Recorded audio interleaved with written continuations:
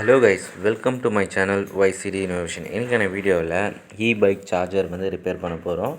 இது எதனால் இந்த கம்ப்ளைண்ட் வந்தது, ஏன்னா ஒரு ஒர்க்கிங் வெளில இருந்த சார்ஜர் ஏன் இந்த கம்ப்ளைண்ட் வந்திருக்கா அந்த வீடியோவில் பார்க்க போகிறோம். வீடியோக்குள்ளே போகிறதுக்கு முன்னாடி நம்ம சேனலை ஃபஸ்ட் டைம் பார்க்குறவங்க சப்ஸ்கிரைப் பண்ணிடுங்க. இப்போது இந்த சார்ஜரில் வந்து பார்த்திங்கன்னா இது வந்து ப்ராப்ளம் ஆயிடுச்சு. ஜஸ்ட்டு ஒரு 2-3 நாளில் தான் சார்ஜர் வந்து மாறி மாறி பிரச்சனையாச்சு. வேறு ஏதோ பிரச்சனை இருந்ததுனால தான் சார்ஜர் வந்து ஃபால்ட் ஆகிருக்கு. இதில் வந்து பார்த்திங்கன்னா இந்த கெப்பாசிட்டர் வந்து ஃபால்ட் ஆகிருக்கு. ஓகேங்களா, அது இல்லாமல் வேறு எதனா கம்ப்ளைண்ட் இருக்கும், செக் பண்ணலாம். இது வந்து பார்த்திங்கன்னா இது பிரச்சனை ஆகிறதுக்கு முந்தின நாள் வந்து பார்த்திங்கன்னா, அதாவது ஒரு 2 மணி நேரத்துக்கு 3 மணி நேரத்துக்கு முன்னாடி வந்து பார்த்திங்கன்னா ஃபேன் வந்து ஸ்லோவாக சுற்ற ஆரம்பிச்சிது. அப்புறம் வந்து ஏதோ ஒரு ஸ்மெல் லைட்டாக வந்தது. சரி ஓகே அப்படின்னு சொல்லிவிட்டு ஆன் பண்ணி விட்டுட்டோம். என்ன பிரச்சனைன்னு தெரியாமல் என்ன பண்ணுறது அப்படின்னு பார்த்ததுக்கப்புறம் ஒரு 1/2 hour 1 hourல இந்த ஐசி வந்து வெடிக்கிற சவுண்ட் வந்து கேட்டது. இது புது சார்ஜர் தான், இதுவும் வந்து ஃபெயிலியர் ஆகிடுச்சு. ஓகே, ஒரு பிரச்சனை வரத்துக்கு முன்னாடி என்னென்னு கண்டுபிடிக்கிறதோடு வந்ததுக்கப்புறம் தான் சில பிரச்சனைகள்லாம் இது ஃபால்ட்டா, இது முன்னாடியே நம்ம எதனா பண்ணியிருக்கலாம் அப்படின்னு தோணும். அந்த மாதிரி இது நிறைய சார்ஜர் எனக்கு வந்து போயிருக்கு. பட் இந்த சார்ஜரை ரெடி பண்ணி பார்க்கலாம், ஏதாவது ஒன்று ரெடி ஆகுதான்னு. இந்த சார்ஜர் வந்து ஓப்பன் பண்ணியிருக்கோம்.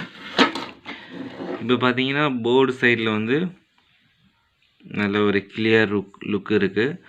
பார்த்த உடனே பிரச்சனை எதுன்னு வந்து கண்டுபிடிக்கிற அளவுக்கு எதுவும் பிரச்சனை தெரியல. இங்கே வந்து பார்த்திங்கன்னா ஒரு ஃபியூஸ் ஒன்று கொடுத்துருக்காங்க, 15 amps ஃபியூஸு. இது வந்து பார்த்திங்கன்னா உங்களுக்கு தெரியுதா, ஓப்பன் ஆகிருக்கு. இந்த கெப்பாசிட்டரும் ப்ராப்ளமாக இருக்குது. இது வந்து ஆன் பண்ணும்போது லைட் எரியுதான்றதை நம்ம செக் பண்ணிக்கலாம்.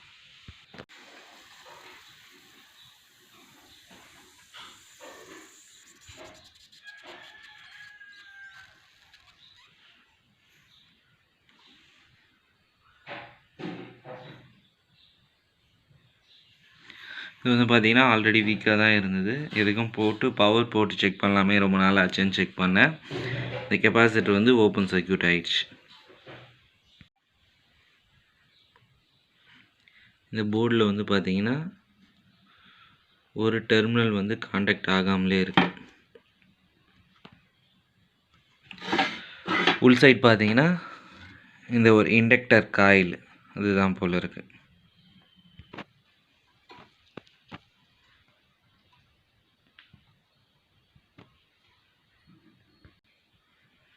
இந்த இண்டக்டர் காயில் வந்து நீங்கள் எப்படி வேணால் போட்டுக்கலாம், அதுக்கு ப்ளஸ் மைனஸ் கிடையாது. பட் இந்த பொருளை ரீப்ளேஸ்மெண்ட் பண்ணும்போது அதுக்கு ப்ளஸ் மைனஸ் வந்து கரெக்டாக இருக்குது. எப்படி எடுத்துமே அப்படியே போடணும். 1000 MFD to 100 volt. ஓகேங்களா, இது மார்க்கெட்டில் கிடச்சி வாங்கி தான் போடணும்.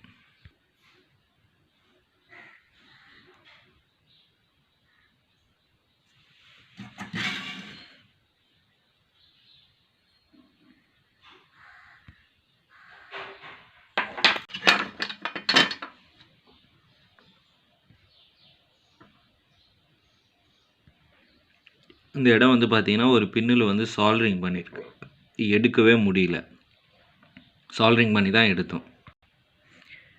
இந்த ஃபியூஸ் எடுக்கும்போது சால்ட்ரிங்லாம் ஒன்றும் இல்லை, பட் டைரெக்டாகவே இந்த ஃபியூஸ் வந்து வந்துருச்சு, சால்ட்ரிங் இல்லாமல் வந்துருச்சு.